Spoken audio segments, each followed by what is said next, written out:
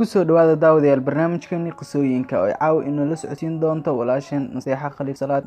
Assalaamu calaykum daawadayaal, waxaynu ka sheekeyn doonaa qiso yar oo dhex martay nin faqiir ahaa iyo mid madax ahaa. Ninkan faqiirka ah waxa uu xanaaneyn jiray hooyadiisa, carruurtiisa iyo weliba xaaskiisa. Waxa uuna qaadim ama adeegi ka ahay guriga ninka amiirka ah. Maalin maalmaha ka mid ah ayuu gambiyey qaadimkii. Amiirkii ayaa waxa uu is yiri, malaha qaadimkani waxaa ku yar mushaarka, waan u kordhinayaa hadduu u imaado. Maalintii xigtay, qaadimkii markuu soo ninkii amiirka ahaa waxa uu ugu daray lacagtii mushaarka ahayd 1 diinaar. qaadimkii wax falcelin ah muusan sameynin, mana ka hadlin arrintani. Waxa uu waqtiga isguraba qaadimkanina howshiisii u sii watay. Waxaa dhacday maalin kale inuu u gambiyey howshii. Amiirkii ayaa aad u carooday, waxa uuna is yiri, ninkani isxaanka baa ugu daray. Waxa uu ka goostay 1 diinaar ee uu markii hore ugu kordhiyey. qaadimkii markii arrintii la wadaagay